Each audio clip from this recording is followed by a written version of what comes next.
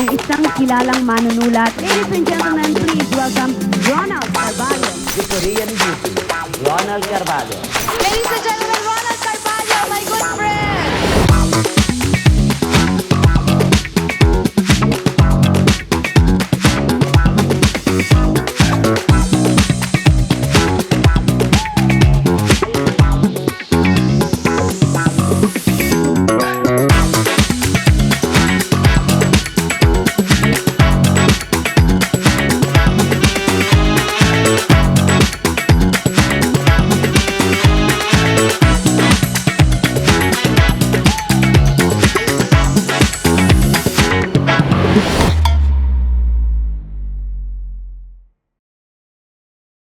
Hello! Kumusta ka na? At kung may kasama kang mga nanonood ngayon, kumusta kayong lahat diyan? Saan man kayo naroon sa mundo? Heto, nagkita na nga tayong muli after a little while. Tama ka! Ito nga ang Direct Kwentuhan with Ronald Carvalho Season 3 na! Praise God! Narito ako ngayon sa Vertigo Pool Bar ng Laccent Hotel. Vertigo Pool Deck and Bar offers panoramic views of the Quezon City skyline. Complimentary for check-in guests, it serves as a relaxing urbanscape with refreshing beverages and curated dining options. It is the ideal spot to unwind, socialize, and capture stunning city views. Mga kadirect kwentuhan, ang special guest ko for today ay isang nagba-viral sa social media. Isang online sensation for being controversial sa iba't ibang issues, chismis at mga intrigang ibinabato sa kanya. Bakit nga ba iba't ibang lalaki ang nalilink ng sabay-sabay sa kanya? Bakit ang dami niyang pera? Totoo bang bilyonaryo siya? At saan talaga nanggagaling ang yaman niya? Tila may bukal siya ng salapi. Sa kabila ng lahat ng ito, mas kilala siya ngayon sa kanyang genuine generosity dahil sa pamigay nga niya ng salapi left and right sa social media. Nakikita rin siyang namimigay ng pera in public places, sa kalye man o kahit yung mga nasasalubong lang niya sa escalator ng mga mall. Mas mapapatunayan namin yan dito sa Direct Kwentuhan with Ronald Carvalho, ang kanyang generosity kung pauulanan din niya kami ng salapi maya-maya lang sa aming paghaharap. Naway wag siyang masyak at sagutin niya lahat ng aking mga direktang tanong na tapat at walang kasinungalingan.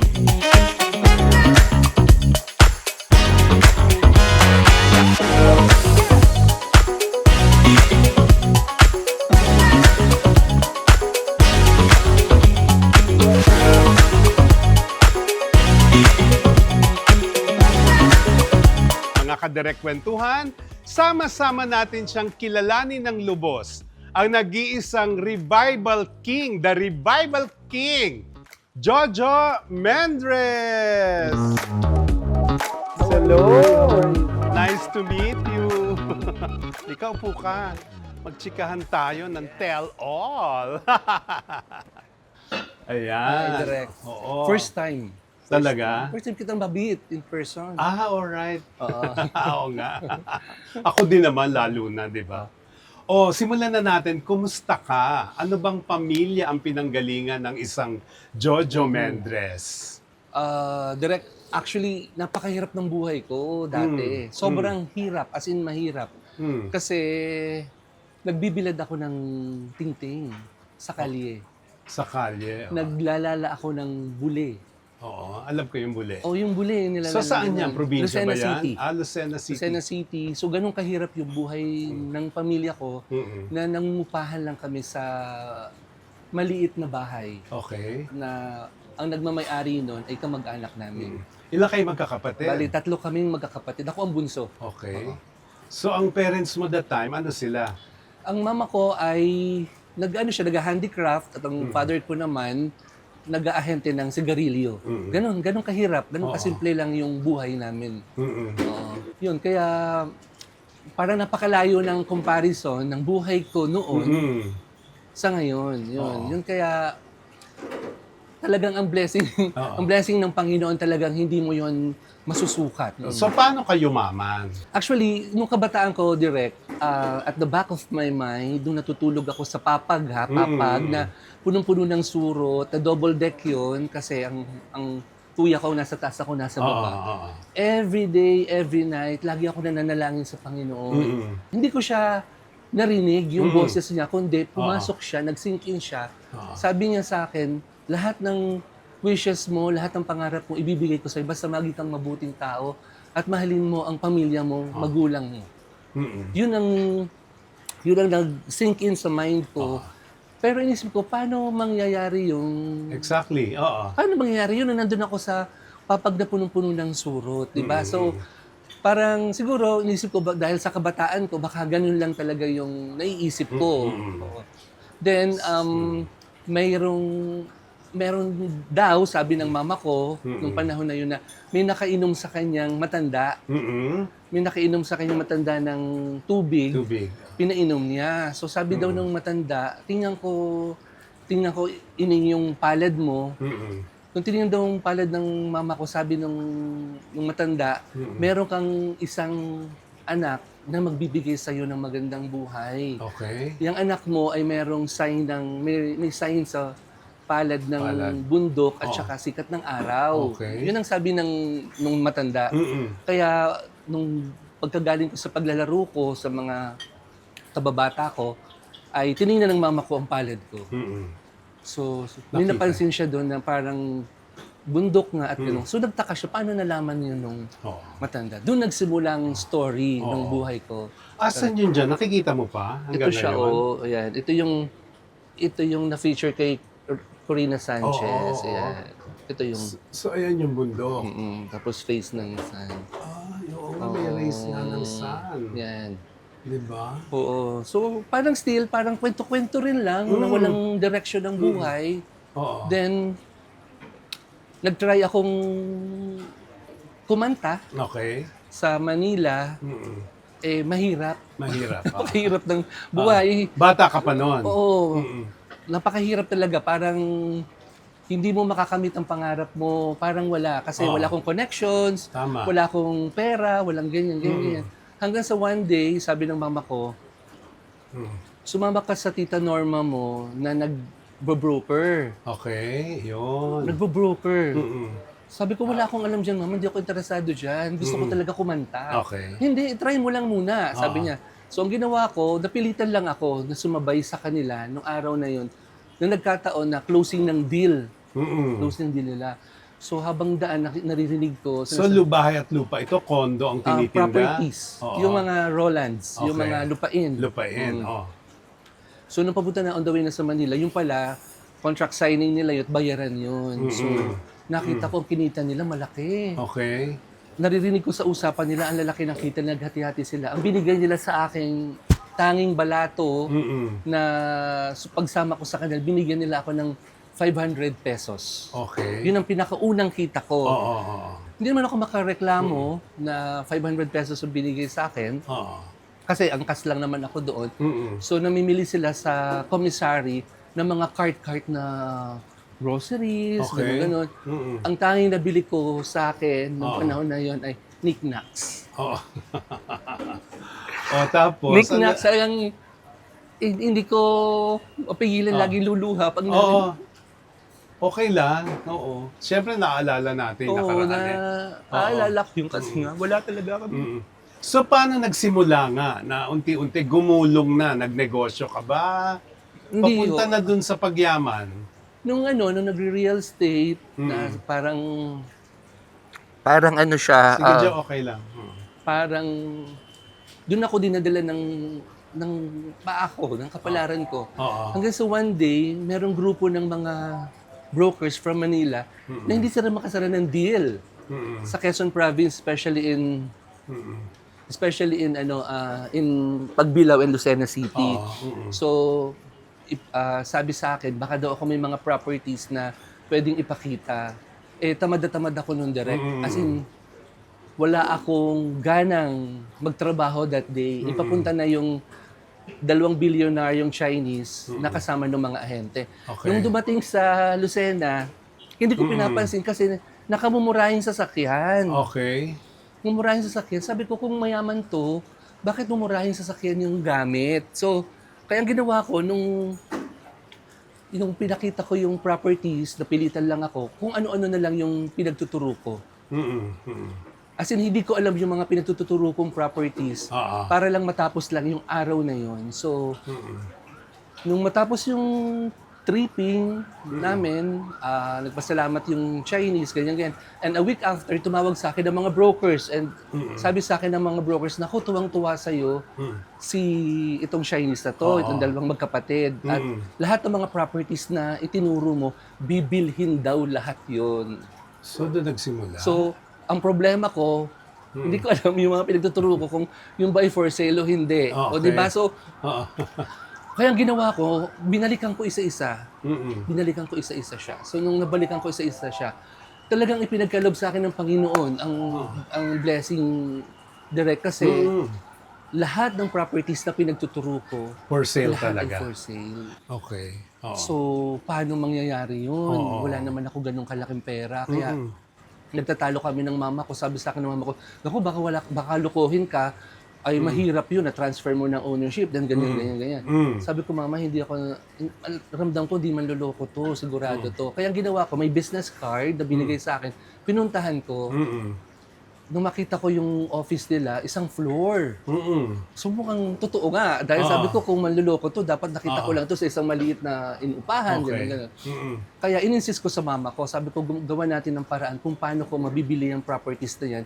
Ayaw kong maging broker. Ayaw kong maging ahente. It should be, binili natin yung property na yan at saka ko ipinasa sa kanila. Produce ko mama ko kung paano. So, ngutang siguro siya, whatever. Ayun, and then nung na-transfer na yung ownership, pinuntahan ko sa Manila. So, ilang milyon tong pinag-uusapan natin na property? Ano yun? Malaki. Malaki yun. Malaki siya. So, Hindi, yun. nautang ng mama mo lahat? Oo, inutang niya. I don't know kung paano niya na-generate yun. Kasi si mama naman nung time na yun, maraming pinakasab. Siguro, ganun lang naman yun eh. So, na-transfer namin yung ownership, dinala ko sa Manila, and nagkameron lang ng due diligence to check kung yung titulo is malinis. Nung na-check yun, binayaran agad ako. Yun. So, dun ako, nakita ko na kumilos direct ang Panginoon. Totoo talaga siya. Kasi, Totoo yun. Diyos ko, paano? Naniniwala ako. So, doon talaga nagsimula. Doon nagsimula. So, from then on, yumaman ka na from that? Naging na siyang bukang bibig na ng mga realtor, ang pangalan ko. May mga companies nang lumalapit sa akin, nagpapahanap sa akin ng properties. Kasi noon, masyado akong, pag halimbawa kumita ka ng medyo maganda, parang yung kasunod na kita kung hindi medyo malaki, parang tinatamad na ako. Okay, Nagkakameron ako ng ganong Feeling. attitude, parang mali. So, ang ginawa ko, binago ko, kahit barya, kahit whatever, basta pagkakakitaan, okay lang. Yun. Kaya, kahit halimbawa, di-refer ako ng isang broker, may kahati ako sa commission or whatever, shoot. Yun na. So, and the rest is history. So, magkape ka muna at Pinaiyak mo agad ako. Bago ko, hindi. Pinaiyak mo agad ako, beginning pa lang Bago natin, ko i-shoot ang mga grabe ng tanong. Actually, nung sinabi sa akin na gusto mo nga daw ako ma-interview, tinawagan ko agad ang manager ko, si Rams David. Sabi ko, Rams, interviewin ako daw ni Direk Ronald Carvalho. Ha? Sabi sa akin, are you sure? Sabi ko, bakit? Ako controversial yan. Sabi ko, hindi okay lang. Ano ba dapat kailangan kong itago? Kaya Sabi ko, nga, ganun. yun. So ngayon, first question na controversial. Namimili ka raw ng lalaki. How true is that? Kung namimili ka dati ng mga properties, ngayon namimili ka na ng lalaki. Walang ganun direct na wala siyang ganung hindi totoo yung mga chismis na yon. Okay. Maaring may mga humihingi ng tulong. Okay. Iba kasi yung namimili sa humihingi ng tulong. So pag halimbawa may humihingi sa akin ng tulong, whoever, depende kasi sa tao yun eh. Ako kasi, alam ko sa sarili ko na maayos akong tao, mabuti akong tao. Kasi kapag halimbawa mayroong humingi sa akin ng tulong, hindi ako humingi direct ng kapalit. Okay. Na minsan, dahil sa social media, na ma-magnify nila nagdudugtong-dugtong ang kwento. Kaya ngayon nga lilinawin natin Yan, isa-isa. oo. O so si Mark Heras, ano talaga ang real score? Anong hiningi? Anong binigay? Kasi lumalabas sa social media, Mm. parang ginamit ko si Mark Heras para ako makilala. Okay. Okay. O ngayon nga, linawin mo Oo. from your... Galing sa From my puso heart, mo, ano oo. yung katotohanan? Oo.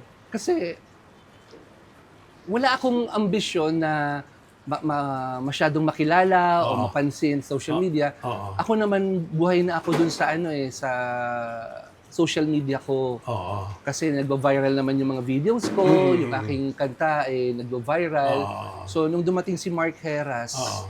sa istorya ng buhay ko, Oo. it was just collaboration Mm-mm. dun sa kanta kong Somewhere in My Past Julie Vega. Okay, alam ko yun. Ang ganda-ganda ng version mo Thank you. noon. Oo. Nag-meet kami sa Okada that night, Mm-mm. doon sa dulo ng Starbucks, doon sa gilid Oo, ng oo. Okada. Kasi nga, iniisip ng manager ko, baka mamaya Mm-mm. may makakita, Oo. alam mo ng chismis, gano'n. So doon kami nag-usap, then hindi kami makapag-collab kasi maingay. Oo. Kaya ang ginawa ng managers ko, doon na lang sa kwarto. Okay. Kasi meron naman silang Kwarto room ng Okada? ng Okada, mayroon Okay. naman sila doon. So, Oo. nung naglalakad na kami, going doon sa room, Mm-mm. merong mga, alam mo na, yung mga tao na Nakakakita. nakakita sa amin, magkasama kami, na nag-picture-picture. Okay. Na going to the To the room. room, oo.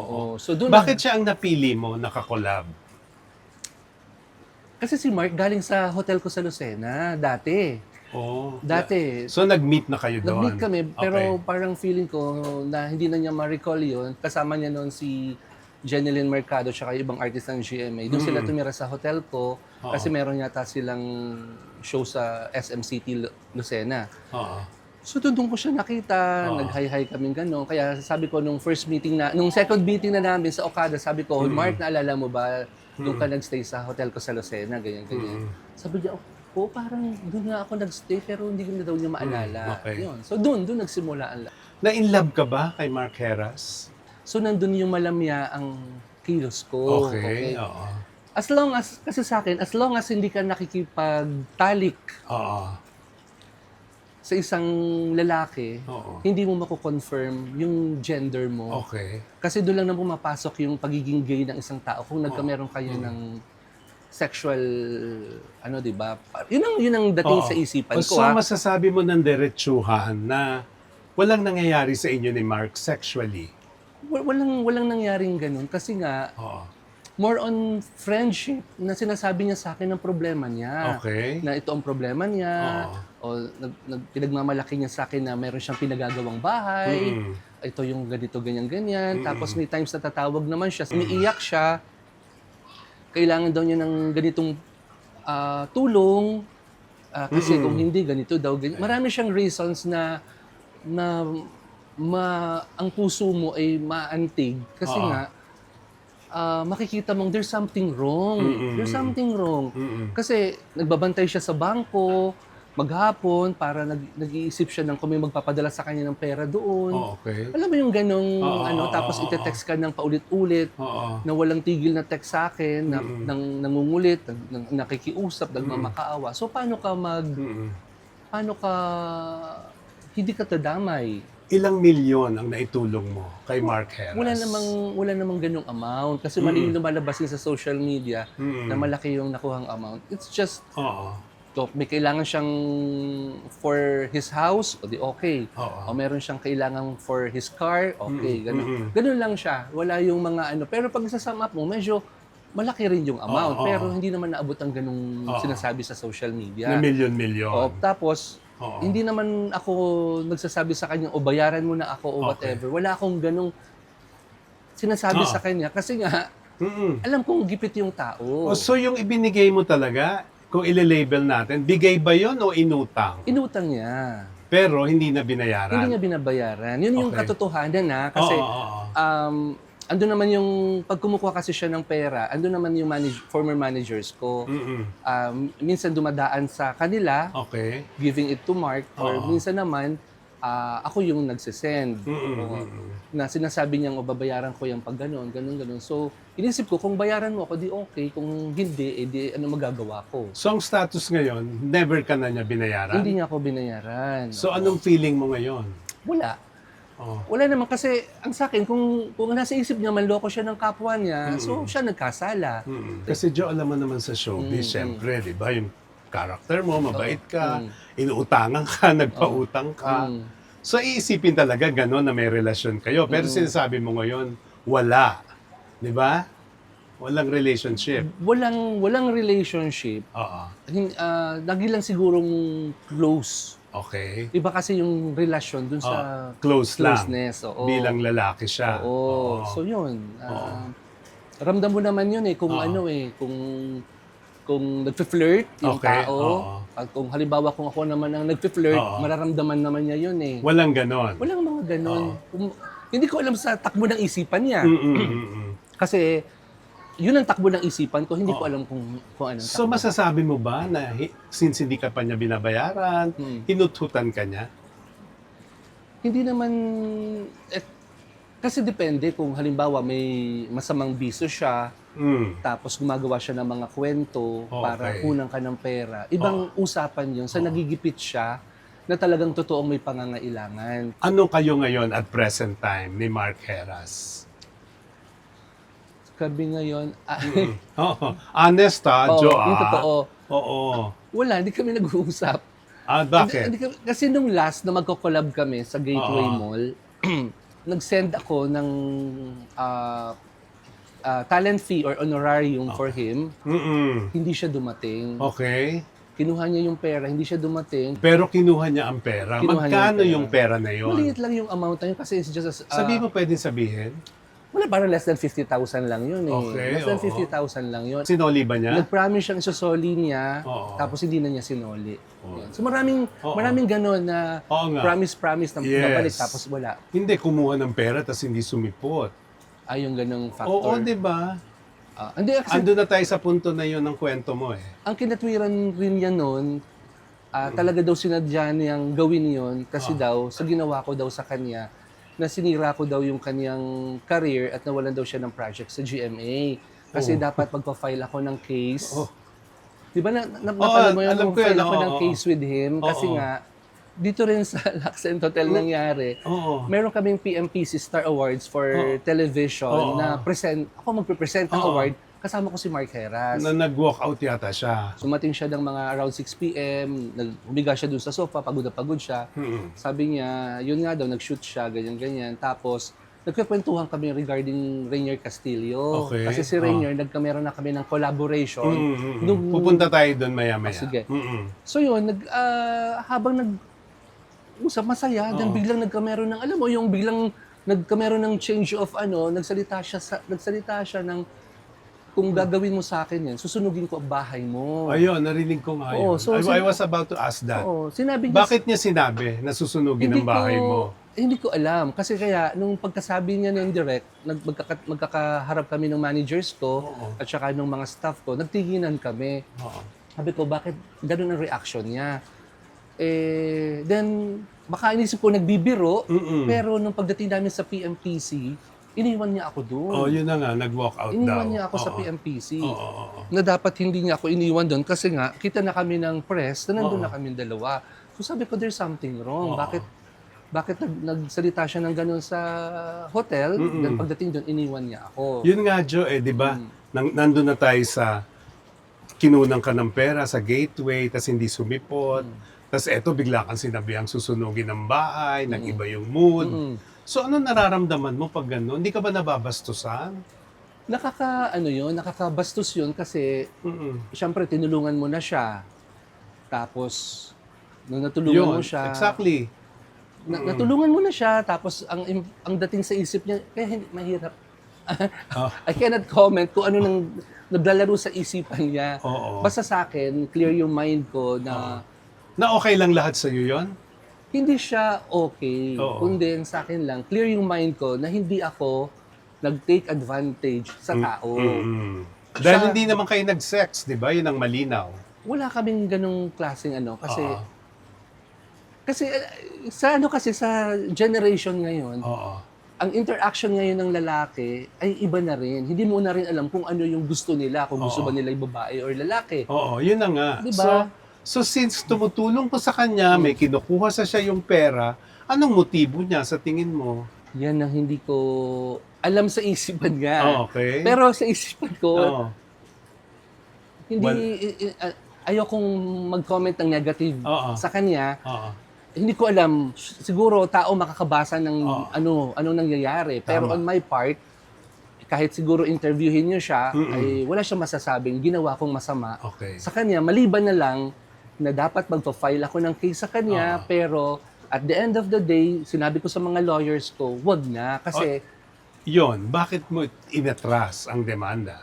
kaya ako inatras ang demanda direct kasi inisip ko, kung ako ang manalo sa kaso, definitely makukulong siya. Pero binantaan ka kamo, hiningang ka ng ganito at ganyan. Nagbanta siya. Ang sabi nga niya, nitong huli na, nung medyo lumaki na yung issue, na magnify na, Oo. sinabi niya direct na nagbibiro lang siya. Saka ba't susunugin ng bahay mo? Bakit Yun ang gusto kong susunugin? malaman. Oo. Bakit ka susunugin?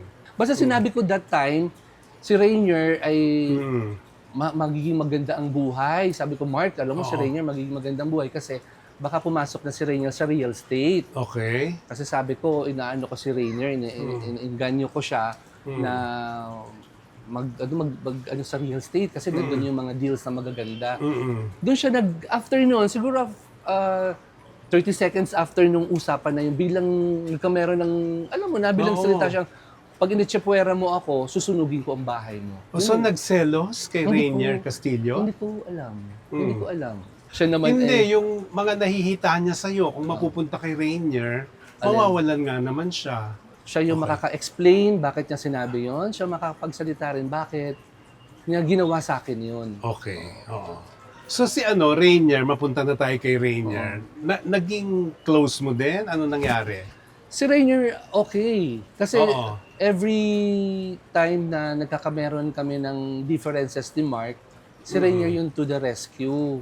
Nung iniwan ako sa PMPC, o si Rainier nandun sa bahay niya, nung tinawagan siya ng manager ko ng, Rainier, si So Jojo. to the rescue. Iniwanan si Jojo ni Mark sa ganito. Oo. Talaga? Sige, punta na ako dyan. Oo.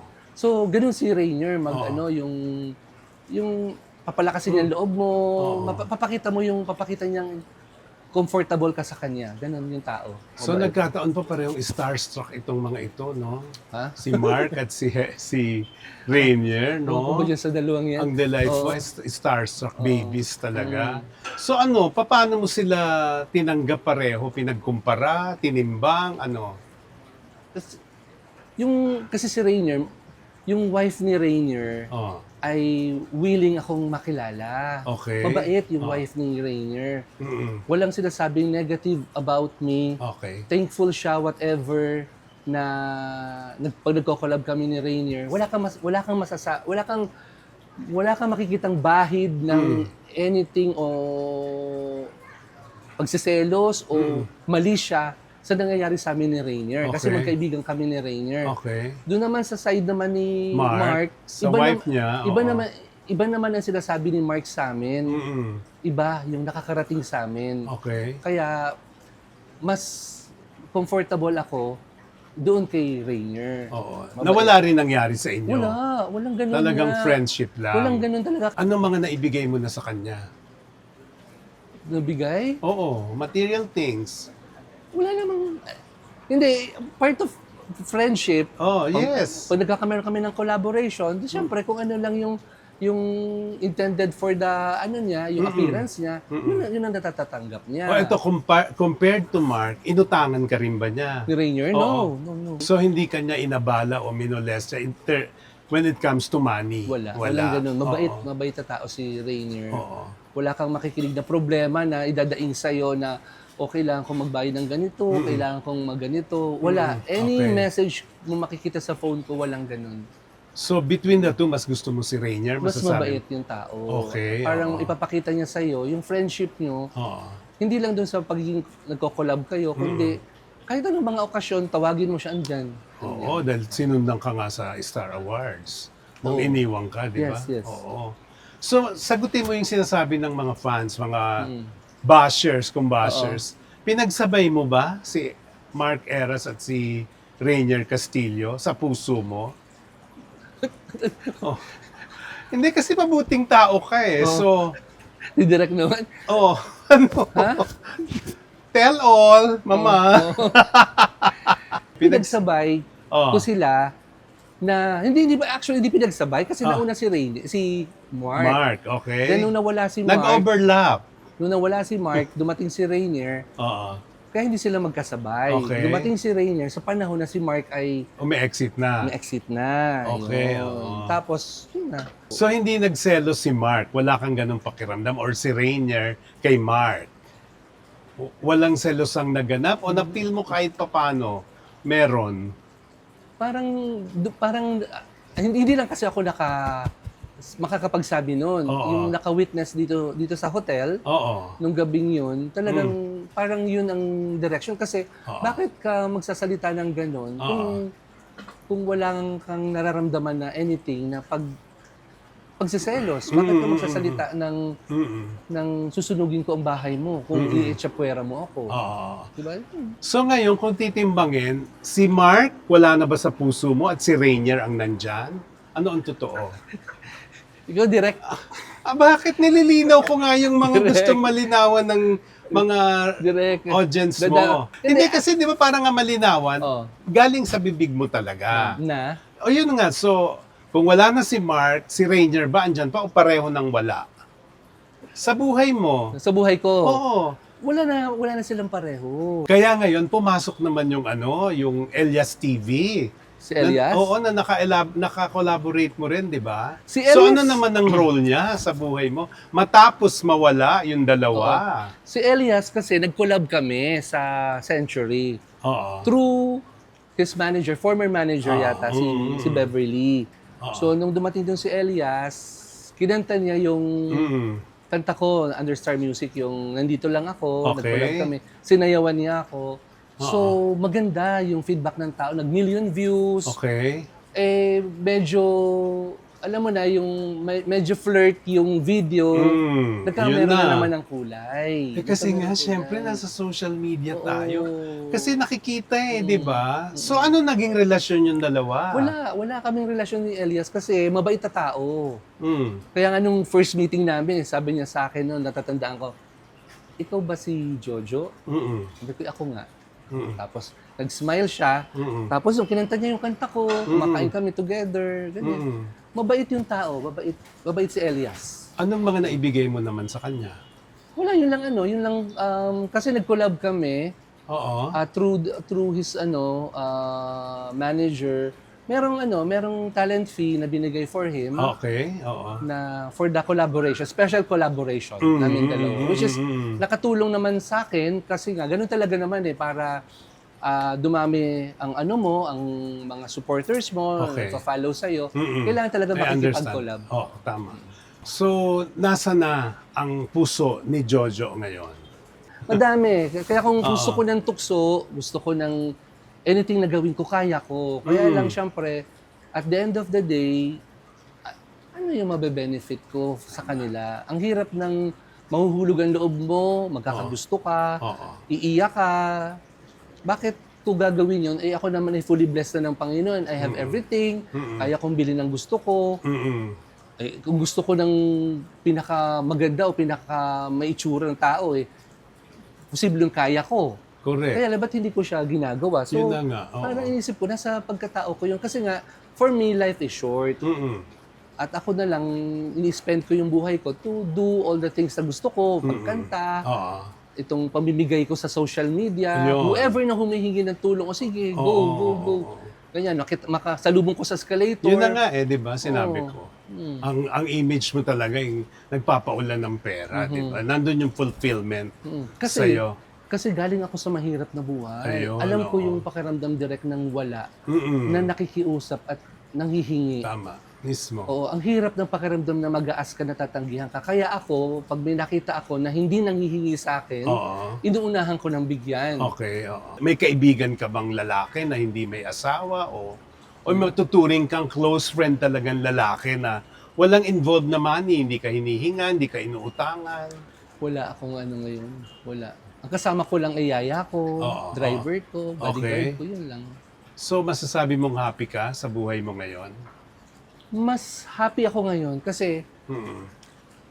ibang happiness na ano eh. Oo. Iba yung happiness na sasabihin may karelasyon ka. Iba yung magbibigay na happiness sa yun. Ma-inspire ka, magseselos ka. Oo. Itong happiness na binibigay sa akin ngayon, Oo. yung mga natutulungan kong tao, even na 1,000, 2,000 na makakadugtong ng buhay nila, ibang happiness yung ibinibigay sa akin. Doon ko na value yung pagkatao ko na minsan nagiging akong grateful kasi nga parang lumalampas na ako sa pangarap ko, sa mga na-achieve ko sa buhay. Oo. Kaya yun ang nakakapagbalanse sa pagkatao ko direct na nakikita ko na dapat whatever na binigay sa'yo ng Panginoon is i-share mo na lang sa kapwa mo. Kasi hindi yan sa'yo eh. Tama. Diyos sa diretsong salita para matahimik din ang mga bashers at lahat. Bakla ba si Jojo Mendres na isang revival king? Alam mo, direct, with all honesty, ang Oo. hirap magsalita sa social media. Hindi, pero sabi mo kung ano talaga yung laman ng puso mo. Makikinig kami. Oo. Masyado akong, I don't know, wala naman akong nakasex Okay. na lalaki. Mm-mm. Ako naman ay may nagkakagusto sa aking babae. Mm-mm. Oh. May nagagandahan din naman ako sa babae. Okay. So, malamya ang kilos ko. Ayun. Malamya, as in malamya. Talagang andun yung iisipin mo na bakla or Okay. whatever. Pero- Kung sasabihin ko, i-deny ko, sasabihin naman ng tao, hindi, lambot-lambot mo eh. Kung aaminin ko Hindi. naman, Oh. ano naman mabe-benefit ko? Tama, Kaya oo. iniisip ko na lang direct is, Mm-mm. ang pagiging lalaki ay doon sa pagdadala mo ng responsibilidad para buhayin mo ang karelasyon mo, Oo. ang pamilya mo. That's right. Hindi yung physical na ikaw ay lalaki na kaya mong mambugbog, Oo. kaya mong magpaiyak, kaya mong makipagsex. Hindi doon Oo. ang nababasehan ng isang pagkalalaki. Okay. So, diretso uling tanong, may nakarelasyon ka bang babae in your life? Wala din. Wala rin. Oh.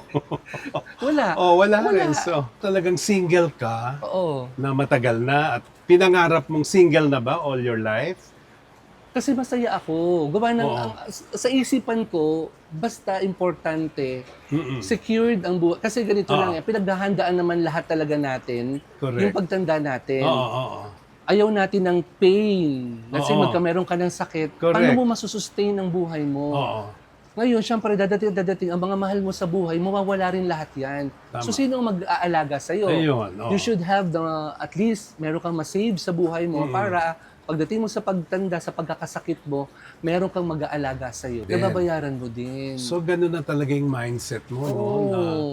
So, yun nga, si Jojo Mendres, ang impression ng lahat na sinasabi mo rin naman ngayon, na talagang pera ang nagpapainog ng mundo. Kasi hanggang sa pagtanda mo, feeling mo, wala kang problema, ayaw mo ng relasyon sa ngayon, so babayaran mo na lang yung mag-aalaga, di ba? Parang yun ang Safe for you. pinaka-safe at Oo. pinaka-talagang ng buhay, kwento ng buhay. Okay, oo. Oo, kasi lahat tayo mawawala, mga magulang natin, kapatid natin. So, ang mga kaibigan mo ba nandyan kung wala rin tatanggapin Oo. sa'yo?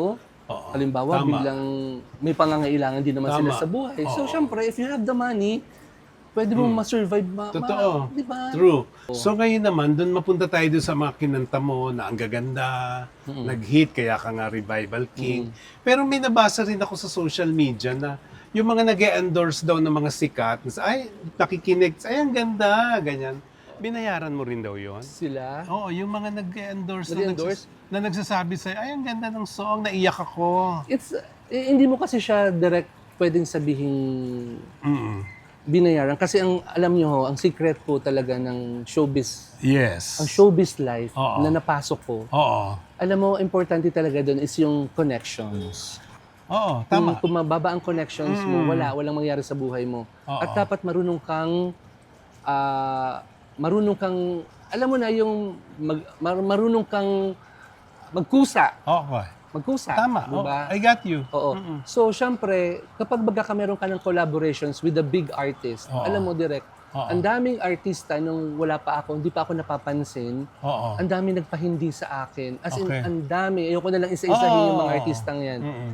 Ngayon, may mga artista ngayon sila nagprepresenta na makipag-collab. Walang anything na ganon.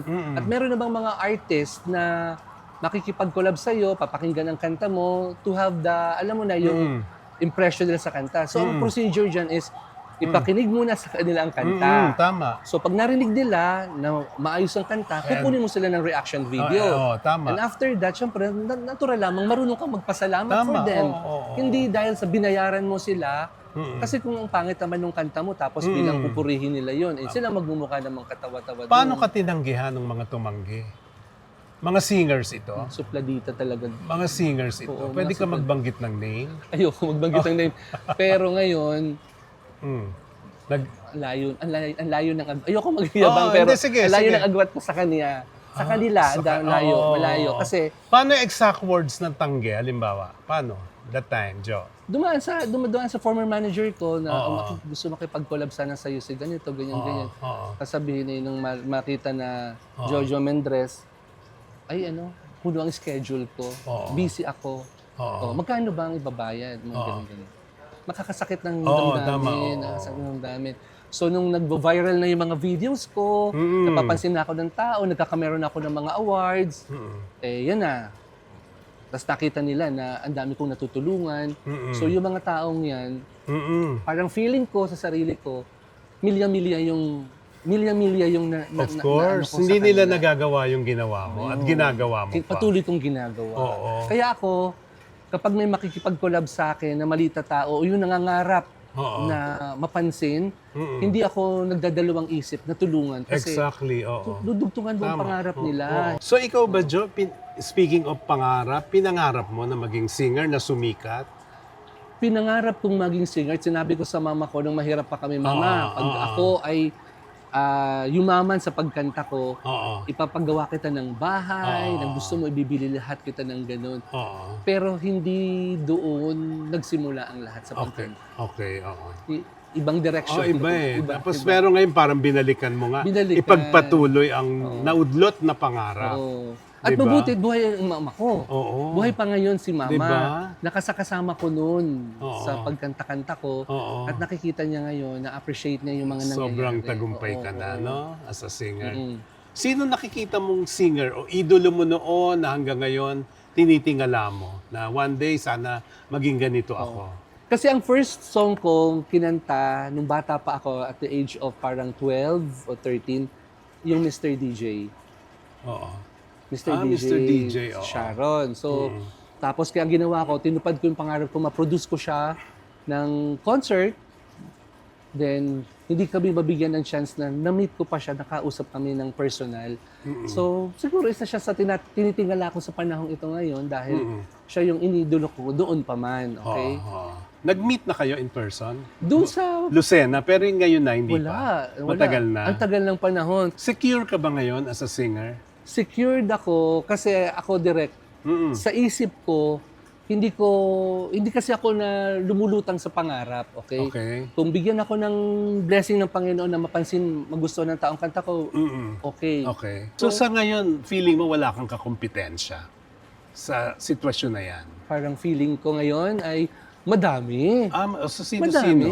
Madami. Kasi one person na I think na deserving for that title is Jed Madela. Okay. Bagay sa kanya, ang Oo. Revival King kasi ang dami niyang ni-remake na kanta. Si Ogie Alcacid. Pero Kaya ikaw yung nagmarka no, na nag-revive. Kaya nga napunta sa'yo yung title. ang first revival song ko, direct, is the song of Apo Hiking Society, Tuyo ng Damdamin. Okay, oo. Yun ang pinaka-first remake ko. Dun diretso na. Kaya yun, dun ako nahasa. At ito, tulungan mo ko promote to, ha? Oo naman, sige. Kasi katatapos na ng recording ko ng Yakap. Oo. So, Yakap, actually, personal choice nila na binigay sa akin ng song na Yakap Okay. during the meeting doon sa boardroom. Sino original song yan? Si Junior. Oo, si Junior yung naging leading man ni Ate V. Yan. Na And so, nung makinig ko yung arrangement ni Jonathan Manalo for that song, ako, I'm so excited talagang mapakinig na sa mga tao ang kantang Yakap. Wala ka pang balak mag-concert? Ang plan kasi is to have, parang doon ako ihahasa sa sa direction na, halimbawa malalaking event, halimbawa may mga kasalan ng bayan, Okay. mga ganun. Okay. Doon ako a-appear. Kakanta, doon ka appear. Papasayahin ko na At sila. least iba, no? Magpe-perform ako sa kanila. Oo. Then, yung pangarap, pipili ako sa kanila ng tutuparin ko yung Pangarap pangarap. nila. Oo. Tatakbo ka ba sa politika? Nako, ayokong tumakbo sa politika kasi nananahimik ang buhay ko. yun, oo. Nananahimik ang buhay ko. Alam mo naman, kahit may ginawa kang mabuti, alam mo sa politika, kahit maganda ang puso mo, ay paano ka makakatanggi sa tukso sa paligid mo. Okay, oo. Pag hindi mo Tama. pagbibigyan, ay masama ka for them. Pag pinagbigyan mo Tama. naman, konsensya mo, tsaka magagalit naman sa iyong taong bayan. Kaya, Oo. mas mabuti nang gumawa na lang ako ng mabuti kahit wala ako sa posisyon. Jo, ito medyo controversial kasi konektado rin sa ginagawa mo na bigay ka ng bigay ng pera, left and right. Nung pandemic and up to now, may certain personality na sumikat din Oo. sa pamimigay. Yung Norman Mangusin, Si na Marcos, Oo. Marcos daw siya, etc. O recently, nadampot na, di ba, ng NBI. Oo. O so iniisip ng mga tao, baka si Jojo ganun din. Magkaiba kami kasi sila, nagpo-flaunt sila ng kung anong meron sila. Bakit mo kailangang ibilad ang sarili mo sa sa kayabangan? Kayabangan. Sorry to say this, kayabangan. Diretso. It's kayabangan Totoo kasi naman. yun. Yung karakteristik mo, may mga ganyan ding babae na, di ba, yung mayaman, nakikipag-appear sa mga kung sino-sino, bumibili ng lalaki, di ba? Kung magiging babae ka kaya, sino ka? Ay, si Gretchen Barreto. Ayun, Gretchen di ba? Barreto. Oh, bakit? Ay kasi, Oo. Diyos ko, ano masasabi mo for Gretchen Barreto? Napakaganda, at saka matalino, lahat nasa kanya, di ba? Oo, di ba? Di ba ganun? Oo. So kunwari nga, kunwari babae ka or kung ano man, kung pagkatao mo ngayon, sinong aktor ang gusto mong bilhin? Siguro si Joshua Garcia. Wow! Joshua Garcia. So mahilig ka sa bagets? Hindi na. Ikaw naman doon. Tinatanong hindi. mo lang naman ako Oo nga, direct. oo, Tinatanong mo oo. lang kung naging babae, kung Oo. sino gusto kong bilhin. Joshua Garcia. Paano kung hututang ka din? Kung utangan ka din, Ito, Jo! Sa politika, BBM ka, Duterte? Sa politika. Merong good and bad sa parehong dalawa. Okay. Diba? Wala namang perfecto eh. Oo. At saka hindi lang naman sila talaga ang nagpapatakbo lang. Oo. Kasi kung ikaw ang nakaposisyon, ang daming makikialam sa yung mas matataas na mga tao. Paano mo pahihindian yun? Kaya hindi mo Tama. sila masisisi. Andun yung paggalaw nila, ayon din sa kumpas ng mga taong sa kanya kumokontrol. Kaya ang sa akin lang sana yung mas manaig sa puso ng bawat nakaposisyon, yung talagang tulong. Tama. Yung pagdamay sa tao, yun lang kailangan natin for the country, di ba? O Jo, may bonus ka pa. Lagi nag-e-end ang show sa aking interview. Binibigyan ko ng chance ang guest na tanungin ako ng isang tanong. No holds barred kahit ano sasagutin ko. Tanungin mo ako ngayon. Kasi di ba Sharon yan ako? Oo, correct. Oo. Gusto ko once and for all, malaman ang totoong dahilan bakit nagkahidwaan kayo ni Sharon Cuneta. Ayun. Ayan. Sasagutin ko syempre. Oo. Talagang grabe ang pinagsamahan namin ni Sharon. More than 3 decades. Oo. Pini-PR ko siya, higit pa siya sa kapatid. Oo. Ganon din siya sa akin. Talagang hindi showbiz ang aming pinagsamahan, ang aming friendship. Pero there was a time na, of course, mga tampuhan, pinalalala ng nasa paligid, lumala ng lumala, hanggat hindi na kami nagkikita. So, nung hindi na kami nagkikita, may naisulat akong ikinasama niya ng loob. Which, aminado ako kasi nung naisulat ko na yon, nagsabi siya na nasaktan siya, sobra ako, ganyan, social media, ididemanda pa niya ako, umabot siya sa ganon. Naunawaan ko yon kasi nasaktan ko siya. So right there, humingi ako ng public apology. Kasi ang point ko, hindi ko na ipaglalaban kung tama man yung sinabi ko o hindi. Ang hinihingi ko ng tawad at inihingi ko ng tawad na tinanggap naman niya, sabi ko, Shawi, I'm sorry kasi alam ko nasaktan kita. Kasi gano'n ang magkaibigang nagmamahalan eh. Wala nang bakit o paano at kung yung sa paghingi ng tawad, walang dahilan yon, hindi mo na kailangan. Kasi ganito, wala nang gano'n. Alam ko, nasaktan ko siya, kung ano man yung sinulat ko na ayoko nang balikan. Sobra siyang nasaktan, kaya humingi ako ng tawad. Ito ang magandang part.